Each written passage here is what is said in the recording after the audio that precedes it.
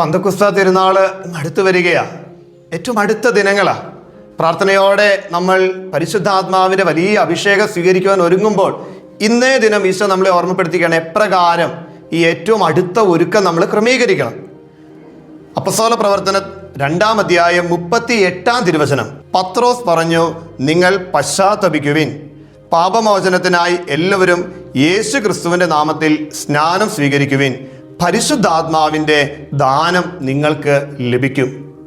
പരിശുദ്ധാത്മാവിൻ്റെ ദാനം, പരിശുദ്ധാത്മാവിൻ്റെ കൃപകൾ, പരിശുദ്ധാത്മാവിൻ്റെ ചൈതന്യം നമുക്ക് ലഭിക്കണമെങ്കിൽ വിശുദ്ധ പത്രോസ്ലീഹ ഓർമ്മപ്പെടുത്തുകയാണ്, അനുതാപത്തോടെ പശ്ചാത്തപിച്ച് ദൈവത്തിൻ്റെ തിരുസന്നിധിയിൽ പാപങ്ങൾ ഏറ്റുപറഞ്ഞ് സ്നാനം ചെയ്യപ്പെടുക എന്ന് വെച്ചാൽ ഓരോ കുമ്പസാരവും നമ്മളെ വിശുദ്ധീകരിക്കുകയാണ്. വീണ്ടും ഒരു സ്നാനം ചെയ്യപ്പെടുന്ന അനുഭവമാണ്.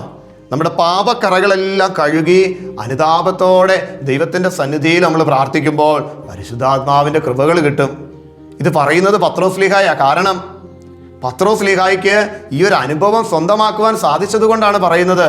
വലിയ തെറ്റ് ചെയ്തവൻ, ദൈവത്തിൻ്റെ പുത്രനായ യേശു ക്രിസ്തുവിനെ തള്ളിപ്പറഞ്ഞവൻ, അറിയില്ല എന്ന് പറഞ്ഞവൻ, മുൻകരുതലുകൾ കൊടുത്തിട്ട് പോലും അതിനെ അവഗണിച്ചുകൊണ്ട് ഈ പാപാവസ്ഥയിൽ വീണുപോയവൻ ഈശോ നോക്കിയപ്പോൾ അവനിതാ ഹൃദയം നൊന്ത് കരഞ്ഞു.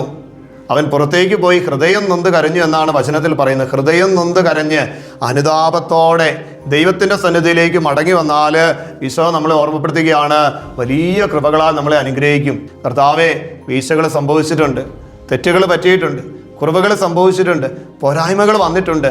അനുതാപത്തോടെ ഇതാ നിൻ്റെ സന്നിധിയിൽ ഞങ്ങൾ അണയുകയാണ്. ഞങ്ങളുടെ വീഴ്ചകളെ, ഞങ്ങളുടെ പാപമേഖലകളെ കഴുകണമേ, വിശുദ്ധീകരിക്കണമേ.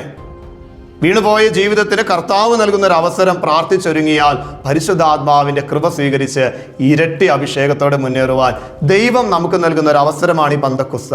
പ്രാർത്ഥിക്കാം നമുക്ക്. ഈശോയെ, ജീവിതത്തിൽ വന്നുപോയ വീഴ്ചകളെ ഓർത്ത് അനുദപിച്ച് നല്ലൊരു കുമ്പസാരം നടത്തുവാൻ, പരിശുദ്ധാത്മാവിനാൽ സ്നാനം ചെയ്യപ്പെട്ട ആത്മാവിൻ്റെ കൃപകൾ സ്വീകരിച്ച് ഒരു പുത്തൻ അഭിഷേകത്തോടെ ജീവിക്കുവാൻ, ഒരു പുതുജീവിതം നയിക്കുവാൻ ബലഹീനരായ ഞങ്ങളെല്ലാവരെയും ദൈവമേ പരിശുദ്ധാത്മാവിൻ്റെ അഭിഷേകത്താൽ ശക്തിപ്പെടുത്തണമേ. ദിവ്യകാരുണ്യനാഥ, ഈ ഒരു കൃപ, ദിവ്യകാരുണ്യ ആശീർവാദത്തിലൂടെ ഞങ്ങൾക്ക് എല്ലാവർക്കും പകർന്നു നൽകണമേ. പ്രാർത്ഥനയോടെ ഈശോയുടെ ആശീർവാദം നമുക്ക് സ്വീകരിക്കാം.